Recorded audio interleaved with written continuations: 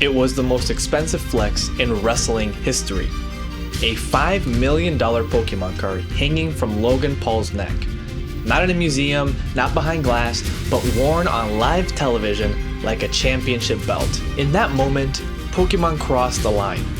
What started as a kid's game had become something else entirely, something measured in status, scarcity, and price tags most people will never touch. When did Pokemon go from schoolyard trades to assets worth more than cars, even houses? How did a hobby built on fun turn into a market driven by prestige and profit? This is a story of how Pokemon became a luxury brand.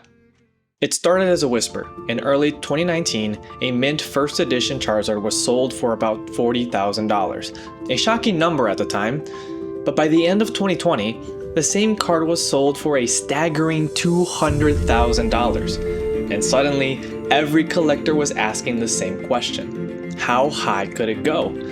And within months, one sold for over $350,000. Booster boxes that sat dusty on shelves for $3,000 were suddenly fetching 10 times the price at around $30,000 to $40,000. Even brand new cards were caught in the frenzy. A Pikachu VMAX Rainbow Rare from Vivid Voltage sold for $400 a week it was released. In just a span of 2 years, Pokemon cards weren't treated as collectibles, they were treated as investments.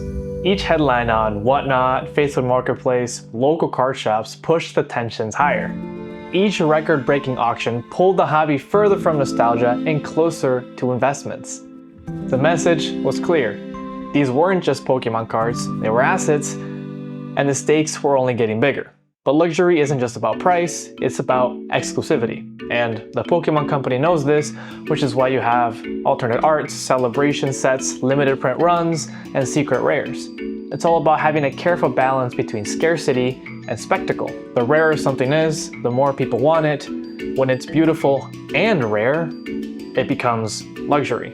That's not an accident, that is marketing genius.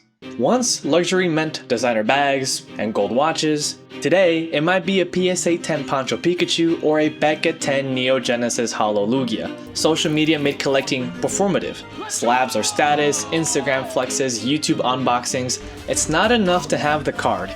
You have to show the world that you have it.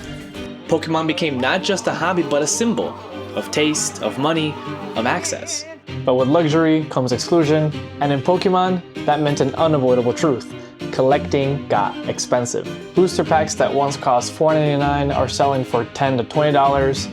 Sealed booster boxes, forget $100, they're sometimes going over $200 right now. Even singles that once felt attainable are slipping away. Kids who want to collect can't afford it. Lifelong fans are forced to watch from the sidelines. The higher the stakes climb, the louder the question grows. Who is Pokemon really for anymore? Is it still for the fans, the collectors, or for the investors and the scalpers? So where does that leave us? If Pokemon becomes a luxury brand, if prices keep rising and prestige keeps growing, does that mean that the hobby is lost for everybody else? Not entirely. The problem isn't that rare cards exist. The problem is when rarity becomes the only way to participate. When every part of the hobby starts revolving around profit, speculation, and who can afford to stay in the game. But Pokemon still has something most luxury brands don't: a living ecosystem. Competitive play, casual collecting, trading nights, local card shops, kids opening packs for the first time, not because they're worth money, but because they're magical. As long as Pokemon continues to create entry points, affordable products, playable formats, community events, the soul of the hobby survives alongside the high-end market. The chase cards can exist without defining everything. Maybe the luxury is just the outer layer now, the spotlight. But underneath it, Pokemon's still about connection, about stories, about moments you remember years after the price tags change.